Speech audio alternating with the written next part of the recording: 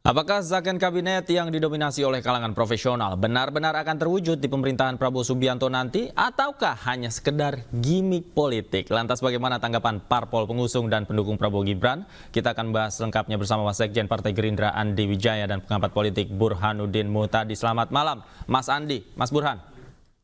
Malam, Mas. Saya ke Mas Andi terlebih dahulu. Mas Andi, tafsiran Anda atas zakon kabinet yang diinginkan Pak Prabowo sebenarnya seperti apa? Pak Prabowo ini kan karena mendapat mandat dari rakyat ya, kira-kira akan membawa pemerintahan ke depan ini basicnya adalah melihat konstitusi dulu gitu. Jadi bagaimanapun juga tujuan bernegara ini kan udah jelas ya Mas ya. Jadi bagaimana negara akan menyejahterakan ya, mencerdaskan, melindungi. Jadi paling tidak 3 komponen itu yang akan diselenggarakan oleh beliau ke depan. Nah tentunya untuk menjemput tujuan negara tersebut ya beliau pertama kali akan memprioritaskan bagaimana interdeliver ke rakyat gitu. Jadi untuk bisa menyajikan sebuah janji-janji politik visi misi yang pernah dijanjikan itu Pak Prabowo memprioritaskan ya, apa yang dinamakan zakon kabinet tadi gitu.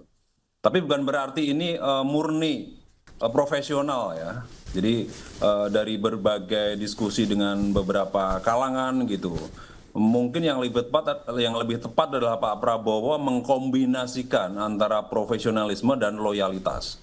Jadi combination of loyal and profesional gitu. Jadi itu yang selama ini menjadi diskusi di internal kami. Jadi itu yang akan dibawa Pak Prabowo ke depan. Makanya Pak Muzani, Pak Dasko di beberapa kesempatan media tadi udah ditayangkan juga ya. Ya. Jadi Pak Muzani khususnya akan mengatakan zakon kabinet. Bukan berarti jatah dari parpol berkurang juga enggak gitu. Ini kan akan menjadi sebuah diskusi yang mungkin akan serius ya. Saya ngambil contoh misal begini. Misalnya nih Prof Yusril ini kan ahli tata negara.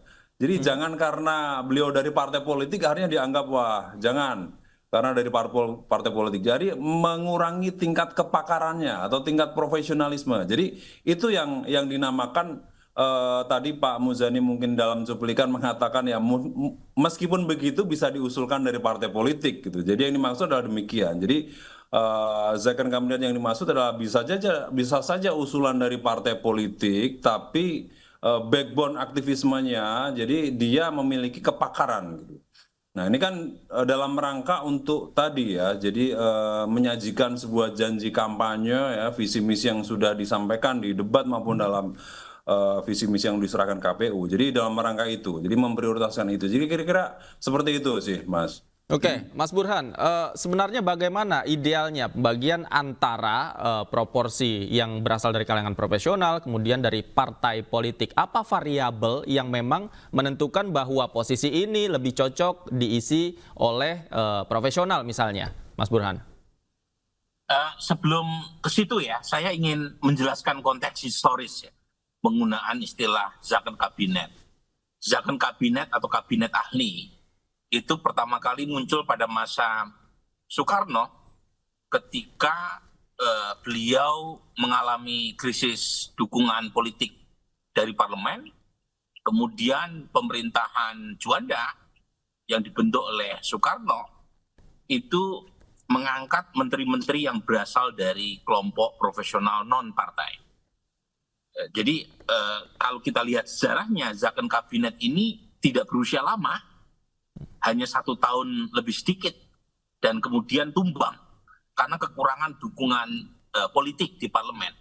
Jadi poin saya, zakon kabinet secara historis itu tidak berusia panjang karena melupakan realitas politik, bahwa partai politik adalah mereka atau institusi yang memiliki kekuatan formal untuk mengelola kekuasaan. Nah artinya kalau kita merujuk pada pengalaman historis itu, mau tidak mau seprofesional apapun kabinet yang dibentuk, kalau tidak mendapatkan dukungan politik itu akan sulit. Dan penjelasan dari Pak Ahmad Muzani sebenarnya mengatakan bahwa profesionalitas atau keahlian atau teknokratisme seorang menteri itu tidak harus dibaca secara hitam putih bahwa kabinet profesional otomatis bukan dari partai politik. Tadi kan Mas Andi juga mengatakan demikian ya, bahwa seorang profesional bukan berarti dia bukan berasal dari partai politik, karena partai politik juga punya kader yang profesional. Cuma memang harus diakui ya, profesionalitas itu kalau sudah masuk ke partai politik itu kan pasti punya semacam loyalitas ya kepada institusi politik yang merekomendasikan untuk menjadi menteri. Nah, di situ trikinya. Karena kalau seorang profesional masuk ke partai politik, tentu saja ya loyalitasnya ya ke partai dulu. Dan itu yang menjelaskan mengapa ya masyarakat itu secara umum lebih percaya kalau profesional itu bukan berasal dari kalangan partai politik. Ini soal ini ya, soal trust, ya, soal perasaan yang muncul di publik. Dan itu bertemu dengan sentimen bahwa partai politik itu trustnya paling rendah dibanding dengan institusi yang lain. Jadi di situ problemnya. Dan kalau kita lihat datanya memang, suka tidak suka kalau kita lihat data, 6 menteri zaman Pak Jokowi menjadi presiden yang tersangkut kasus korupsi, 6-6-nya itu dari partai politik. Zaman Pak SBY ada 6 yang tersangkut kasus korupsi, 5 dari partai politik, 1 non-partai. Jadi memang seprofesional apapun kalau masuk ke partai politik, dia punya tugas lain kan, yang istilah saya itu berjalan di tuber jurang. Karena partai politik mengasumsikan pembiayaan partai yang mahal, kemudian muncul kesan bahwa ada tugas tambahan pada kader mereka yang ada di kabinet untuk mencari dana melalui hubungan patronase. Dan itu yang menjelaskan mengapa gitu ya kalangan menteri yang berasal dari partai politik itu rawan atau rentan terkena isu korupsi. Nah, ini yang kemudian menjelaskan mengapa ada sentimen yang negatif ya. Meskipun lagi-lagi saya tidak ingin mengeneralisir karena faktanya memang demikian. Baik. Jadi begitu, Mas. Oke. Bagaimana Mas Andi, tanggapan Anda dalam sejarah zakon kabinet tidak berusia panjang? Jangan dijawab dulu, usai jeda kita akan kembali, kita akan lanjutkan diskusi kita. Pemirsa, iNewsroom masih akan kembali usai jeda, tetaplah bersama kami. Kembali di iNewsroom, pemirsa, saya masih bersama Mas Andi Wijaya dan Mas Burhanuddin Muhtadi. Saya tadi berutang pertanyaan ke Mas Andi. Mas Andi, bagaimana kemudian tanggapan Anda ketika dikatakan zakon kabinet tidak berumur panjang, Mas Andi?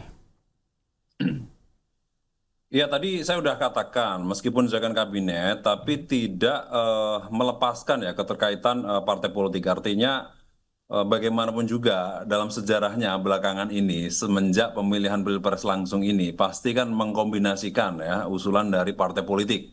Dari zaman Pak SBY, kemudian Pak Jokowi, nah sekarang Pak Prabowo pun juga demikian. Bahkan sudah beredar ya jatah-jatah partai politik, PAN dapat berapa, Golkar dapat berapa. Nah itu usulan dari partai politik tetap ada gitu. Jadi bukan murni 100% zakon kabinet gitu.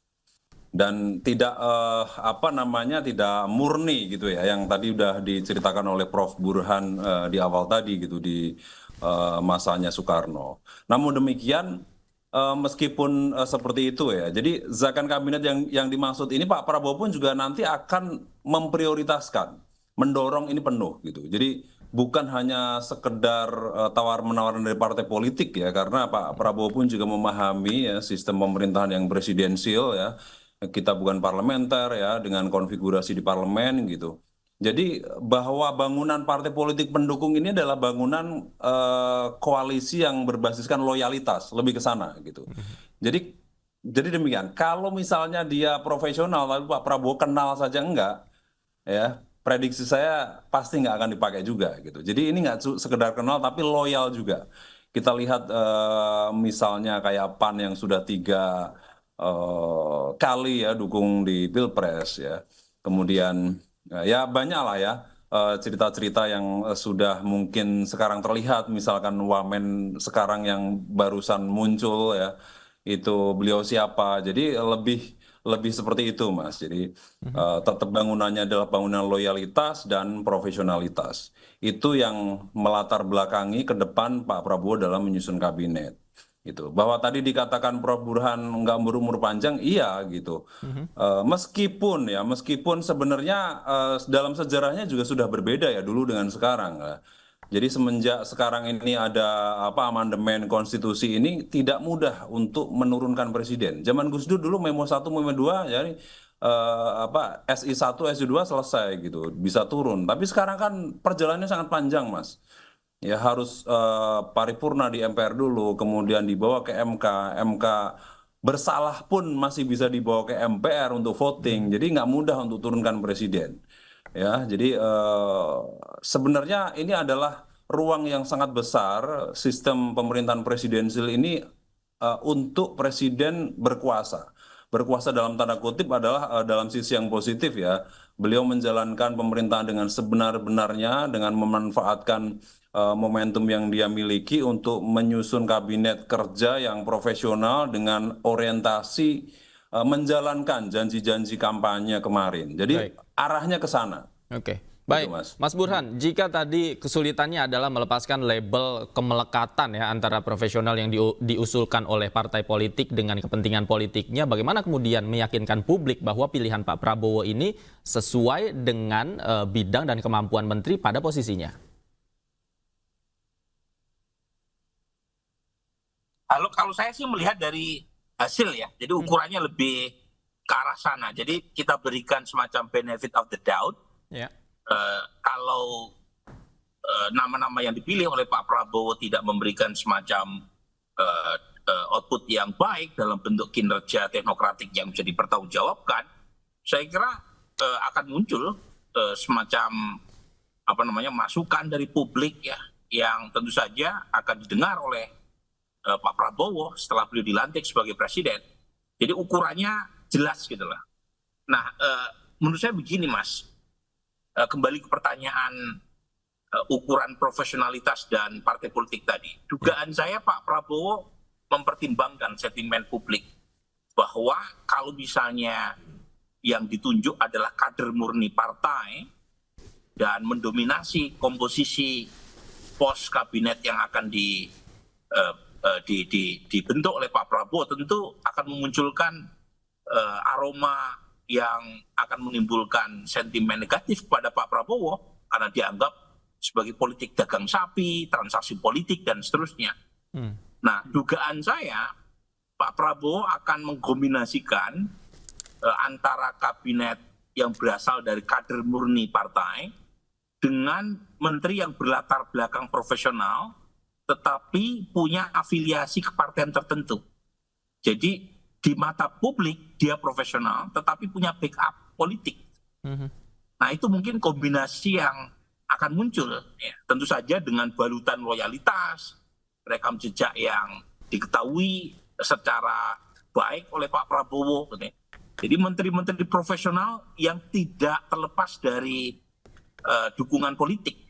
Mungkin itu yang akan menjadi titik temu ya. Jadi di mata publik dia tidak punya afiliasi politik formal dengan partai pendukung Pak Prabowo, tetapi di belakang layar kalangan profesional ini diusulkan oleh kalangan partai pendukung, sehingga dapat dua sekaligus. Pertama, sentimen publiknya masih positif karena akan memunculkan kesan bahwa kabinetnya lebih dominasi oleh kalangan profesional, tetapi kalangan profesional ini juga punya backup dan proteksi politik. Baik. Siapapun yang dipilih nanti, kita harapkan, tentu saja harapan kita semua dan masyarakat bisa bekerja dengan maksimal ya, khususnya untuk kepentingan masyarakat. Terima kasih Mas Burhan sudah bergabung bersama kami. Mas Andi juga terima kasih. Sayang sekali waktu kita terbatas. Terima kasih Bapak-Bapak. Selamat malam. Sama-sama. Terima kasih semuanya. Malam.